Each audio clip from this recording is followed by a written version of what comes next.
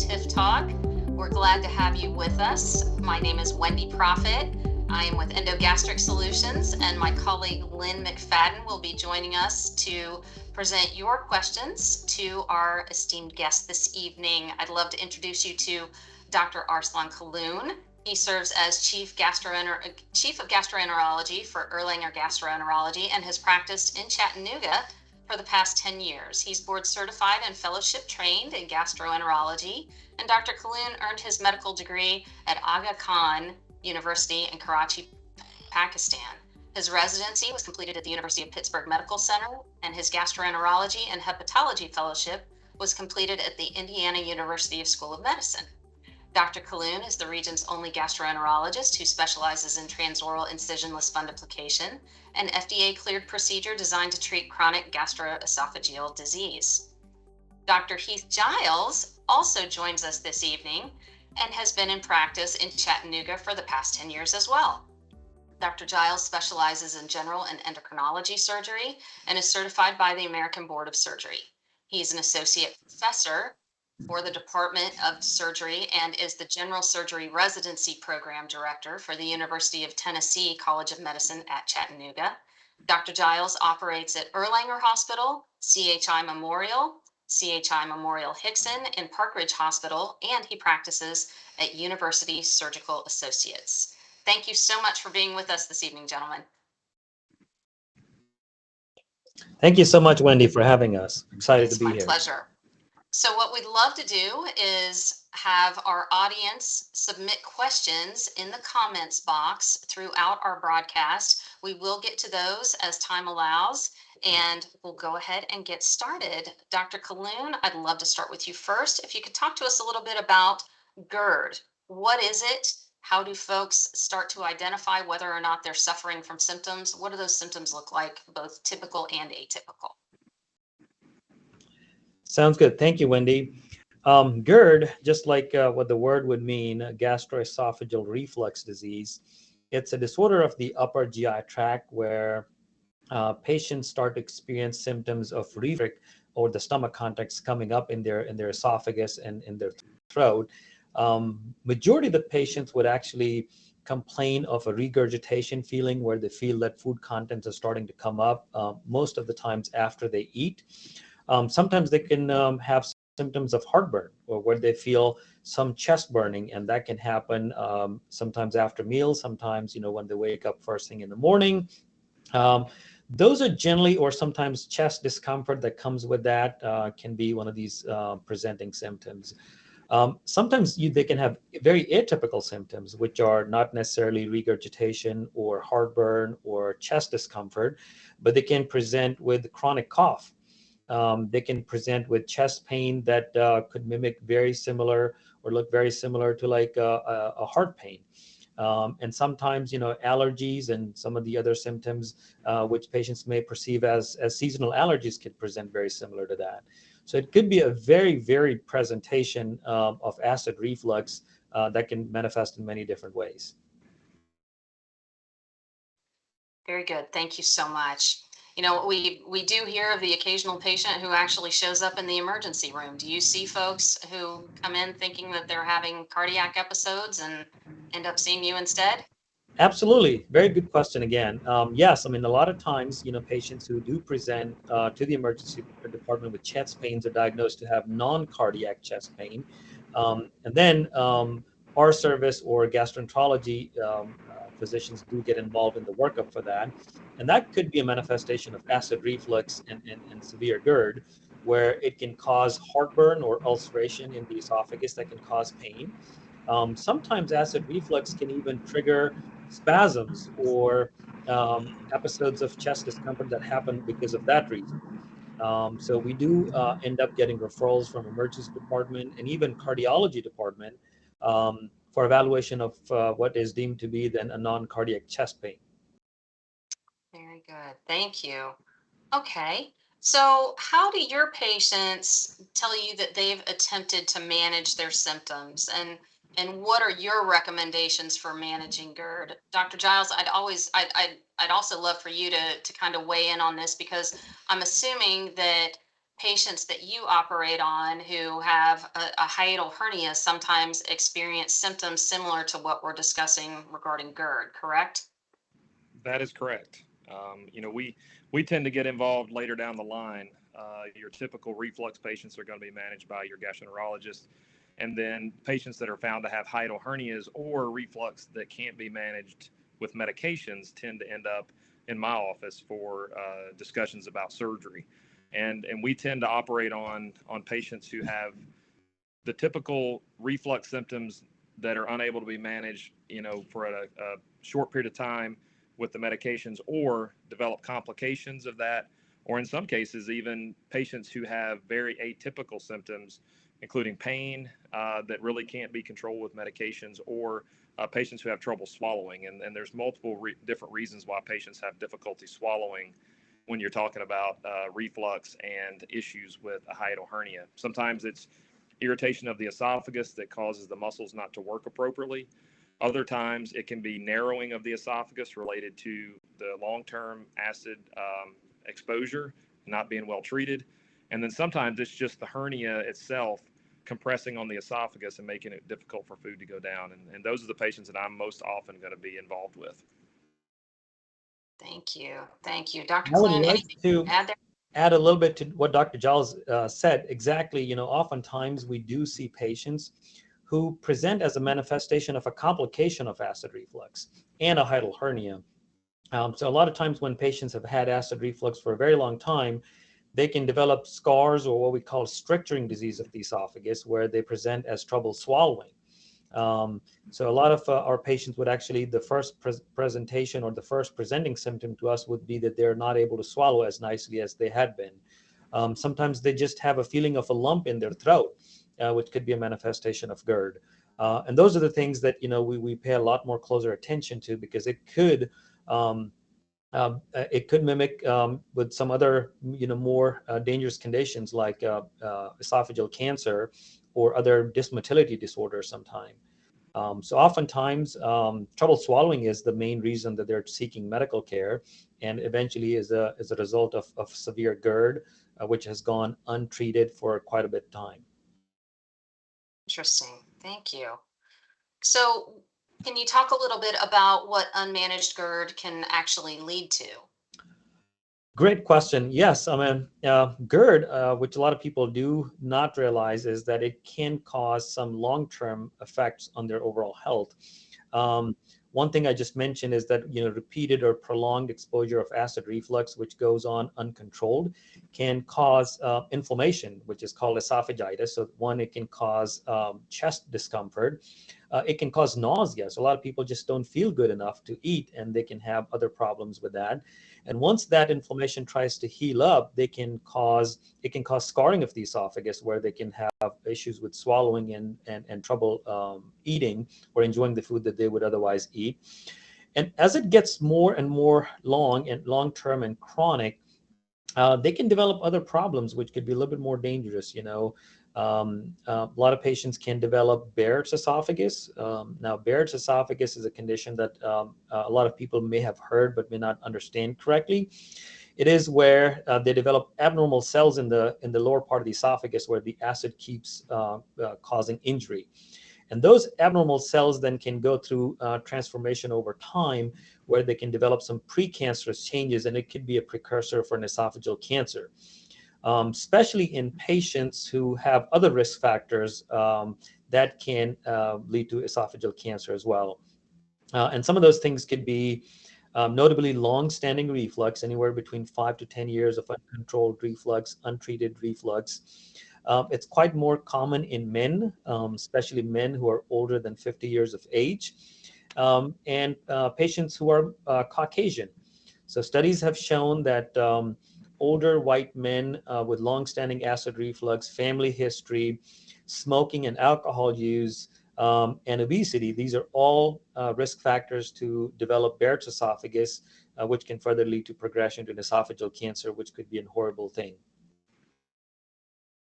Understand. Um, can you also just talk a little bit about the options that are available to treat GERD? I realize this is a very wide spectrum, but if you could touch on the high points, that'd be great. Sure. Now, as we know, majority of the patients would experience some degree of GERD during their lifetime. Majority of the acid reflux can be managed with lifestyle changes and some over-the-counter medications oftentimes. So lifestyle does play a major role in terms of management of GERD.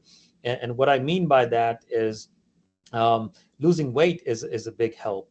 So weight loss definitely helps with decreasing intra-abdominal pressure that can lead to more acid reflux. Also, following some recommendations around meal times.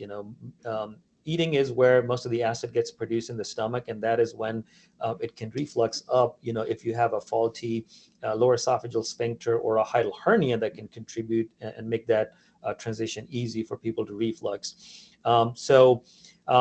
Trying to avoid big meals, especially close to bedtime, and also avoiding things that can cause more reflux, like a lot of carbonated beverages, a lot of caffeinated drinks, sometimes spicy foods, sometimes things that are high in sugar content, peppermint, sometimes, diets that are rich in tomatoes, a lot of stuff that we all enjoy to eat.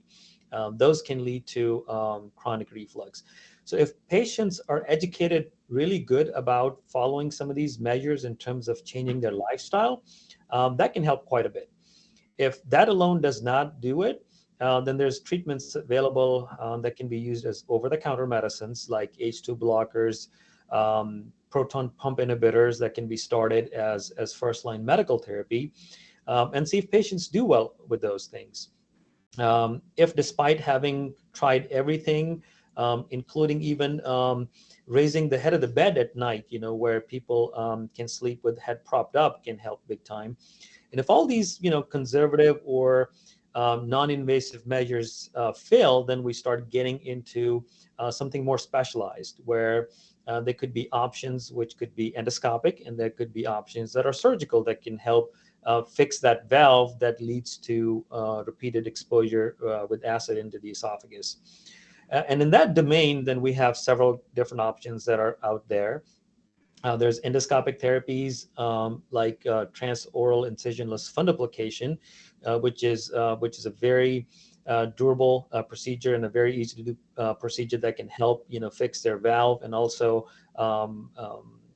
take care of small hiatal hernias as well, that can help with reflux. Then there is other endoscopic procedures like causing the lower esophagus to be burned with a technique called radiofrequency ablation that can then cause scarring and make that area more tight, which can then prevent reflux.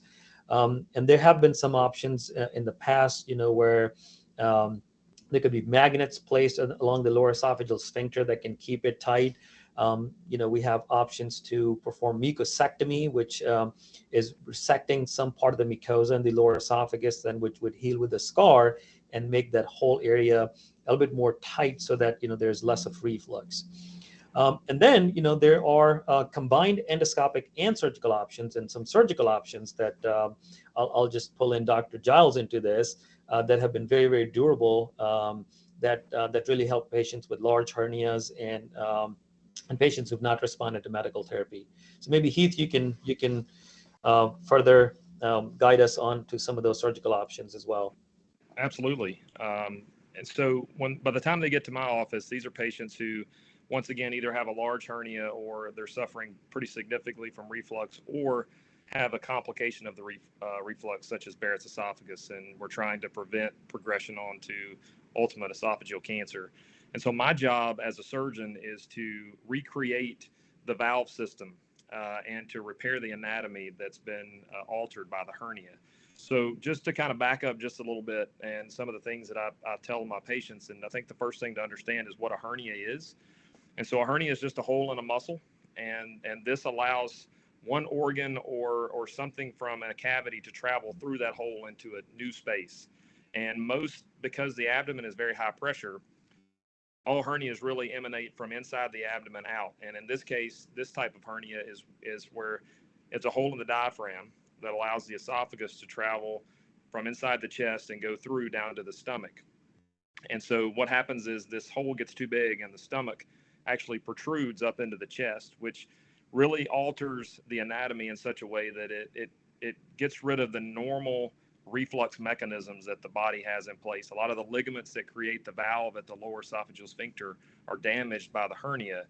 And so my job is to recreate the normal anatomy and get the stomach out of the chest. And we do that either laparoscopically or robotically. And once that's done, then we close that hole down in an effort to prevent the stomach from herniating back into the chest. Once we've done that, then we have multiple options on exactly how we then help control the reflux. Some degree of the reflux will be helped by just fixing the hernia itself, but we need to recreate that valve. And prior to this new procedure that is called the CTIF or the endoscopic fundoplication, we would take part of the stomach that lives up around the spleen and wrap that around the esophagus. And we would wrap it at a certain degree of tightness depending on how well the esophagus is able to squeeze, so that we don't have post-operative trouble with swallowing. And so that's how we recreated the valve prior to this procedure. Now we have other options for smaller hernias where Dr. Kahloon and I can work together to have me go in and fix the hernia and then have him come in and actually recreate that valve endoscopically. This has several advantages. Number one, it's less risky, honestly, from a surgical perspective. Even though we don't have very many problems with this, taking down the blood vessels that connect the stomach to the spleen could potentially, that's the one place you'd have bleeding in this case that could be significant. And then that part of the stomach that we have to use to create the fundoplication is the part of the stomach that's responsible for controlling gas. And the most common complaint I get from patients, I've been doing fundoplications for a long time. The most common complaint across the board is bloating. And almost everybody they'll say, I feel fantastic, but I have a lot of bloating. And that's just something that the body has to adapt to now that the part that was previously designed to care for that is no longer there, because we had to use that to wrap around the esophagus. And I think that's one of the major advantages that we see with this newer procedure, is that we're able to avoid the riskier part of the procedure from a bleeding standpoint and continue to have that part of the stomach available to control gas and decrease bloating. Very good. Thank you. So, yeah, if I can add a few things, I think in my experience, as Dr. Giles was also alluding to, we have moved from very segregated approaches in terms of medical management or conservative management to more of a combined team approach management for acid reflux. I think that's where we have seen the best and the most durable benefits in terms of management for acid reflux, where we can combine medical and surgical knowledge and put it to use together for the long-lasting outcomes in terms of patient satisfaction afterwards. So I think now we have techniques that are a combination of both medical and surgical side of things, and that probably has shown to be the most beneficial in terms of patient outcomes overall. Excellent. Thank you. Thank you. Thank you. Lynn, I think we have a lot of questions coming in, so I'm going to go ahead and we'll pause here, go ahead and get to some of those. We will cover a bit more about the procedure that the doctors have both discussed in just a second, but Lynn, I'd love to go ahead and hear what the audience is thinking. You bet. Thanks, Wendy. We have a lot of questions, so this is really good. First came in from Tina, and you did address this a little bit, but I was diagnosed with gastritis 3 years ago. I'm constantly feeling sick, nauseous, and pain, sometimes all day in my stomach. I have been on several medications, but I'm having the same problem. She's asking what she should do. So I'll take that on. I think it could be a few different things that could present very similar way. Obviously, gastritis, which is the inflammation of the stomach, can be a problem in itself, which could be medication induced, which could be disorders of the stomach. But at the same time, if you have a stomach that is not contracting or squeezing normally, it can lead to a lot of retention of food. And that sometimes can continue to produce acid more long-term, where things just don't move down into the intestine, and then your stomach continues to get full of acid contents, and then it can start causing more chronic and more frequent reflux. And that reflux can then cause some problems related to inflammation in the esophagus that can make people sick. Similarly, it could be other things in the abdomen, with chronic gastritis. An H. pylori bacteria is a very common organism that can cause continuous inflammation, and that needs to be tested for. And if that's the case, that can be treated with antibiotics. So I think it would definitely require some more thorough investigations into some disorders that can be involving both stomach and the esophagus. It's excellent advice, and just we constantly are letting folks know to just get evaluated, to continuously get evaluated. If you're meeting those barriers or not finding the reprieve you need, consistently continue to ask for questions or ask for answers. We have another question here. I'm told I'm having issues from, I'm sorry, I'll skip to this one here. Oh, I lost it, I apologize. This one, Matt is asking, can I get back to eating Portillo's and Chicago style pizza again after getting a TIF procedure? And that's a great question. And the answer to that is yes. That is the final goal and the intent, that we want people to enjoy their lives and have more of a normal lifestyle that they would or they were enjoying before they had acid reflux issues. So yes, I mean, the goal for these procedures are to give people normal quality of life, a good quality of life, without medicines and without having to have a lot of restrictions in terms of what they can and cannot do. So yes, that is what we achieve for, and some of the results that we've seen.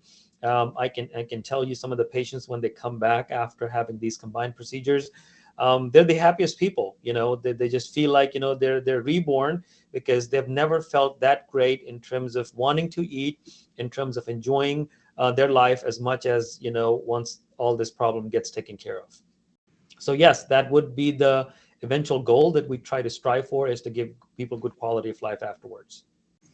If I could, I'd like to add to that, and helping people understand that this procedure is really not an acid reducing procedure. This is an acid controlling procedure. And so people who have excessive amounts of acid in their stomach, have ulcer disease inside their stomach, this procedure won't fix that problem. And so they may still have to have some dietary modifications or actually take medications for those things. This is to stop the reflux coming back up into their esophagus. And I think people get somewhat confused sometimes about those two issues. So that's why it's important to consult with your physician as far as exactly what your disease process is, so that they can help you understand which limitations you should have, or if you should have any at all. That's an excellent point. And I think that actually leads us to a good segue into talking a little bit about how you identify what's really going on. How, once a patient comes in and they see you and start to go down the pathway of, treatment, what does that typically look like as far as just the modalities you use for diagnostic testing to kind of figure out who's got what going on? Right. So I think majority of the times the testing starts with getting a very detailed history. Knowing about their lifestyle, educating them about some of the risk factors that can make acid reflux worse, trying to find out about their family history, anything genetic that could be going on.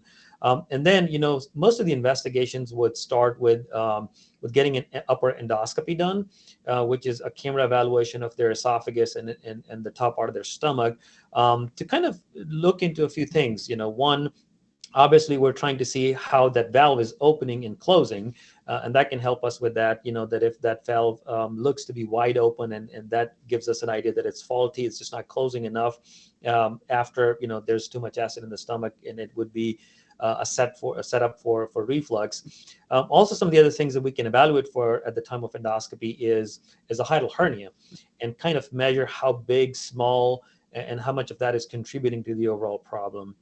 And then again, we also look for anything that could be more serious, like Barrett's esophagus, or any significant inflammation, or God forbid, an esophageal cancer that can present with no symptoms of its own, and some of the manifestations could be just heartburn or chest discomfort that has gone unnoticed for many years. So that's typically where we start. After we've gone through that initial testing, and we're thinking that patients are not getting relief with just medical management or medicines. And by the way, I can tell you that a lot of patients that are nowadays seeking care for acid reflux are also trying to get off some of these medicines, which they have used over long periods of time. And there's some reported side effects in the literature related to sometimes kidney disease, sometimes electrolyte imbalance, sometimes interaction with other medicines. So that's another one reason that patients would like to have more of a definitive therapy where they may not end up needing to use these medicines long term.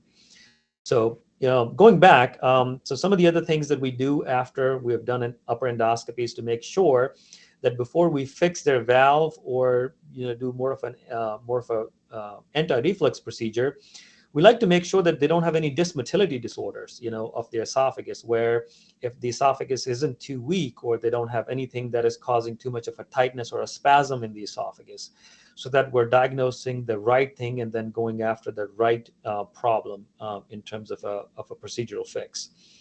And sometimes, we do end up getting some x-rays, which involves drinking a dye and then watching on an x-ray how that dye goes down. Which can sometimes involve a tablet, which is a barium tablet, and see how that passes through their gastroesophageal junction. So these are some of the most common testing. Sometimes, we have to do some more advanced testing, which could include what we call impedance testing, just to kind of see if it's all related to acid reflux, or it could be non-acid problems. There could be some other, issues that could be causing them to have similar symptoms, which may not be just related to acid reflux only. And that's where they can get a 48-hour pH testing. They can have an impedance testing. Now there's a new procedure out there called EndoFlip that can also help us diagnose any dysmotility disorders. So that's kind of the scheme of things as to how we follow in terms of workup. Excellent. Thank you. Dr. Giles, is that typically what you see? How do you assess your patients when they present? I realize you guys have a relationship where sometimes you might see somebody that needs to go see Dr. Kahloon first and then come back to you, and vice versa. What do you typically see with your patients who present, and what do you order? Yeah, so I'm going to see those patients first for really one of two reasons. Number one, they had a hiatal hernia identified on a scan for another reason. Whether that's a cancer follow-up scan for breast cancer or colon cancer, or they had a car wreck and had scans to ensure that there were no injuries, and they find a hernia and then they refer that straight on to a surgeon as opposed to sending that to a gastroenterologist. Secondly, because of my other specialty where I specialize in endocrine surgery, I see a lot of patients with goiters who can cause dysphagia, and sometimes that gets confused. They see a small nodule and they assume that the dysphagia that they have is related to that. And I first go down the pathway of making sure it's not something else before I commit them to another operation that may not help them. And so that's where I'll a lot of times either refer that patient over to my GI colleagues, or sometimes I may go straight to the barium swallow and say, let's make sure there's not a problem that we can explain from this otherwise before we head down a different pathway. So that's mostly what I'm going to see. The rest of these procedures, I need my GI colleagues to help me with those. Endoscopy, manometry, impedance, EndoFlip, all those things are performed by my GI colleagues, and I use them, without question every time. Fabulous. Thank you very much. Lynn, anything you want to interject here, or should we keep going for just a sec? Yeah, I think there's two questions that you just touched on that I'll lump together, and then there are a couple procedural questions here. Can GERD cause an asthmatic cough? And I'm told that I have sinus issues from my GERD. Would the TIF procedure help with this? So again, very good questions. Asthma can alone cause cough, but GERD can further exacerbate things. So there's an entity, what we call laryngopharyngeal reflux, or a lot of common people would know this as an LPR, where acid reflux is so bad, or the regurgitation of contents is so bad that, patients would get it all the way up into their throat, and then, things can cause some aspiration into the lungs, which can lead to chronic lung or vocal cord irritation that can lead to worsening cough symptoms. So yes, in patients who have primary lung problems or patients without primary lung problems, if they have bad or severe LPR, they can have chronic cough, which despite what you do for your asthma treatment would just not go away till the acid reflux part is controlled. So yes, I mean, we do get a lot of patients referred to us from our pulmonary colleagues, where patients have had chronic aspiration symptoms, and then it turns out to be that it was a severe acid reflux situation. Similarly, the other question about sinuses and allergies. A lot of patients do have vocal cord irritation with sinusitis or sinus drainage causing postnasal drip. And those things can get worse. Patients can get sinus problems if they have severe reflux, because it goes all the way into their throat, and then that can cause sometimes chronic sinusitis problems as well. So we do work as a multidisciplinary team with our ENT colleagues, with our pulmonary colleagues, with our primary care colleagues, cardiology colleagues, and obviously our surgical colleagues in terms of a comprehensive management for some of these disorders that may just not look like a simple reflux or heartburn. Excellent. Thank you. I think a couple more maybe related to this. We talked about management. So a lot of these folks, the first line of defense is the PPI medication management. So we have a question here about after having the TIF procedure, will I still have to be on PPI medication? And then from Ryan, I'm on PPIs now, prescribed by my doctor. How long do you recommend patients stay on them? And then how do I determine if I'm a TIF candidate with my primary care doctor? So there's 3 questions there, and I'm happy to repeat if you need me to. Yeah, I don't have a very good memory, so you may have to help me on that. So in terms of if patients can get off the PPI therapy, for a short amount of time soon after the TIF procedure is done, we do like to keep patients on PPIs because it actually helps with their recovery and help with the inflammation process and their healing. Now, majority of the studies that have shown that majority of the patients are able to de-escalate PPI therapy, and a big portion of them are able to actually get off of that. And like what Dr. Giles was saying earlier, that this procedure helps control reflux. It cannot eliminate acid production from the stomach. So a lot of times, they do need acid reflux medicines or PPIs for other things that could be contributing to reflux as well. But majority of the patients are able to de-escalate or get off long term. Remind me, what was the second question? I think you answered both the first 2, but the last one was, how can I determine if I'm a TIF candidate with my primary care doctor? Now, that would entail, I think, more of a discussion with a gastroenterologist to kind of see what has been tried and what kind of problem that they may be having in terms of if there's a big hiatal hernia that needs to be looked at, if it's non-response to medical therapy, or their medicines may have to be changed or switched to a different category. So there's all sorts of things that would need to be addressed with the gastroenterologist. So I think the first step would be to have a visit with a gastroenterologist to have a further workup done. That's great advice. Wendy, I have a couple CTIF questions. You want to pause and? Yeah. So actually, what I want to kind of just, if we could just quickly talk a little bit about the CTIF procedure. Maybe Dr. Giles, you start with, your role in the CTIF procedure, and then go over to the TIF side with Dr. Kahloon. Absolutely. So as the name implies, it's a combined procedure. And I think that is the critical component to this.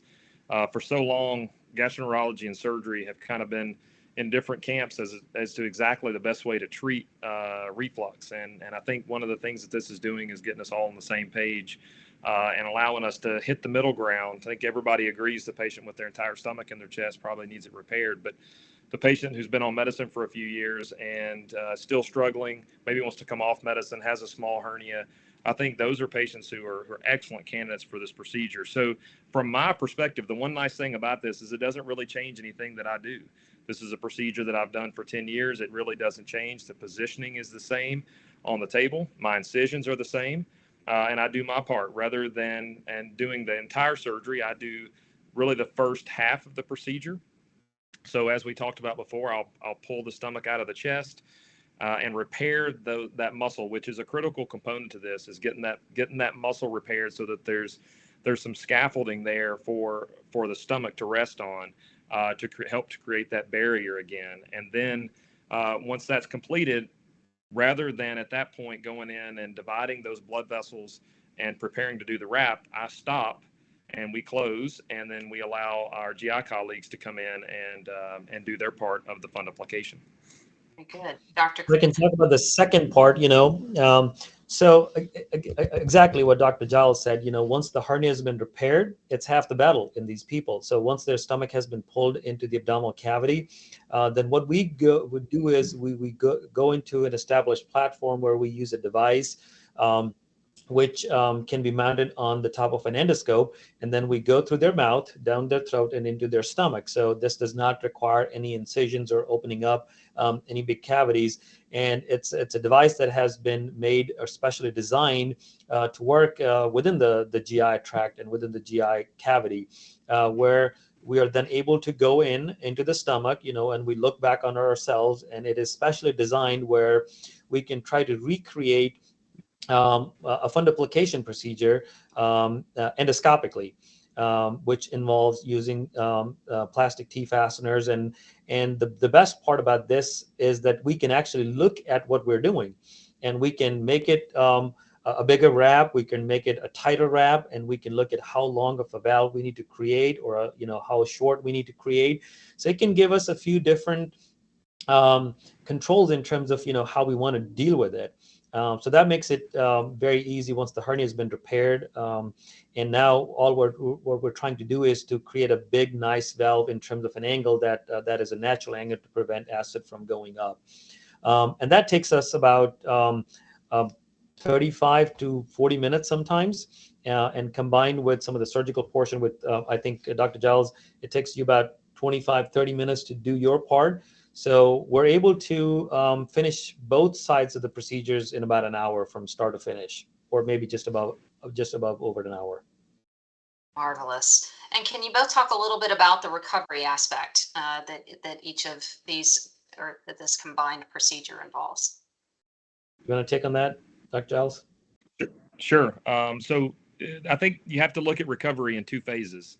The first part of the recovery is the physical recovery. So recovering from the actual operation component of it. So from the incisions, these are done laparoscopically. There is very minimal discomfort as it pertains to the incisions themselves, much similar to a laparoscopic cholecystectomy, which is just getting your gallbladder removed. Most patients are back to doing fairly normal stuff within 3 to 4 days after that. So from an incision standpoint, really not much difference. Most of the discomfort's in the back, and that's just related to pulling the muscles of the diaphragm back together. Most of that pain is sensed in the back as opposed to in the front. So you may sense that discomfort for 3 to 4 days, but in most cases, people are up, within hours after surgery, walking, and the next morning they look fantastic. The second part of the recovery comes from the recreation of the anatomy and the swallowing aspect related to the fundoplication. And I'll let Dr. Kahloon speak to that part. So as far as the fundoplication part is concerned, since it's all endoscopic, which does not involve big cutting, the healing process and the recovery is actually very quick. Majority of our patients are able to start drinking some liquids that same night. We just have to control their nausea because it's really in that area that can cause a lot of nausea. So we do give them some intravenous nausea medicines, just so that they don't hiccup or retch too hard, so that they can undo some of the things that we do, and that is just to give them some supportive relief for that one night. The next morning we start them on more of a liquid diet, which they can tolerate, and then following that, we try to have them follow sort of a gradual graded diet over time, so that it can actually give them all the nutrition that they're needing. And at the same time, it can actually give them time to recover from a surgical procedure and getting that inflammation under control. So they are able to start eating soft diet within a few weeks' time. And then in about 4 to 6 weeks' time, they're back to kind of eating everything regular diet and all of that.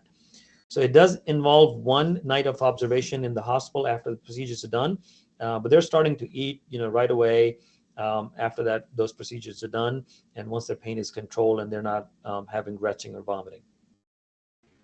Very good. Thank you. Can you talk a little bit about what your patients do to prepare for their procedure, and how they resume their normal activities if they are physically active? What does that typically look like? Now, from my standpoint, there's usually not a huge amount of limitations in terms of physical activity.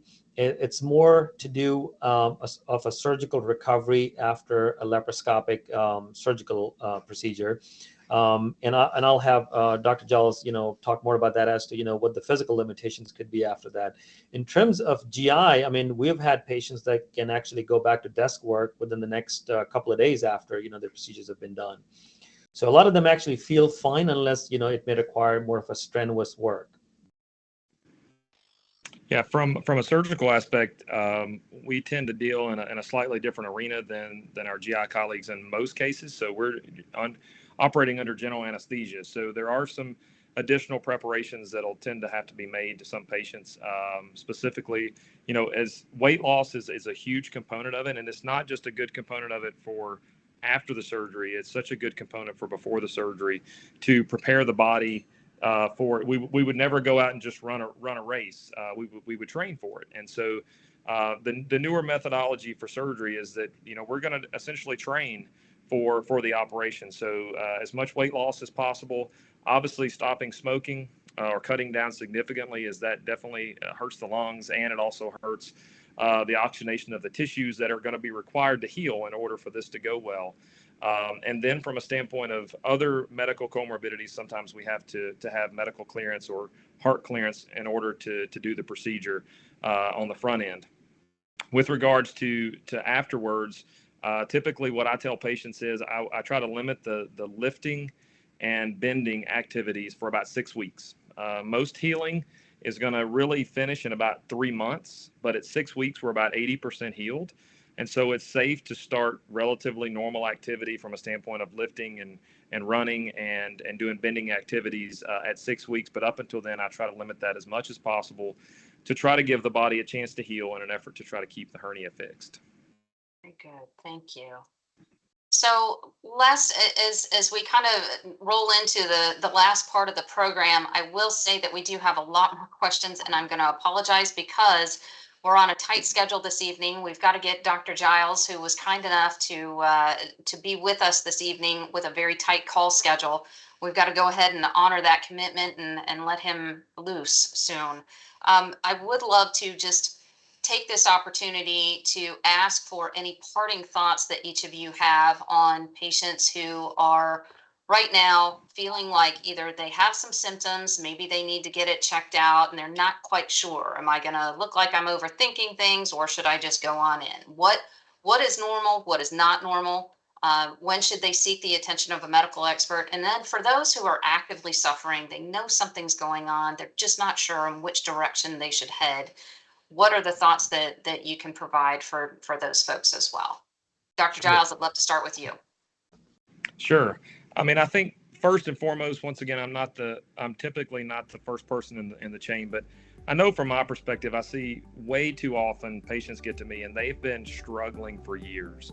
There's no reason to suffer and at least not get appropriate, the appropriate information about this. If you're struggling with reflux, with trouble swallowing, with terrible nausea, things that are affecting your quality of life.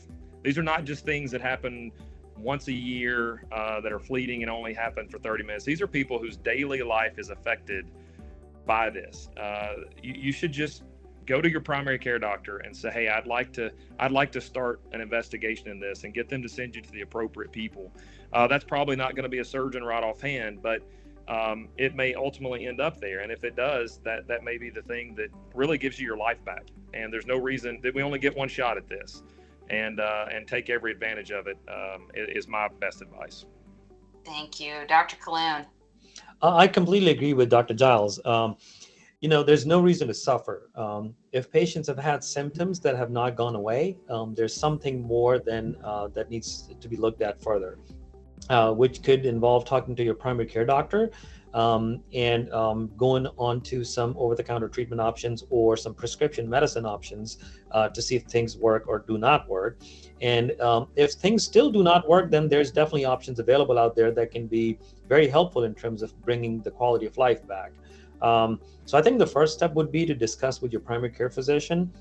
A few things I would definitely like to point out, some things that we call red flag symptoms. If you have those, definitely do bring it up to the attention to your doctors. And those would be if you've had any trouble swallowing, if you have ever vomited blood, weight loss, loss of appetite, if you have had symptoms for a very long time that have not been responding to some over-the-counter or even prescription PPIs or H2 blocker medicines. Those are definitely things that you should bring to your doctor's attention, because that would require more investigation. And once your primary care doctor has looked into some of these things, they can do some very early testing, which could involve an esophagogram or a CT scan, or even just a plain abdominal film, just to kind of rule out anything major.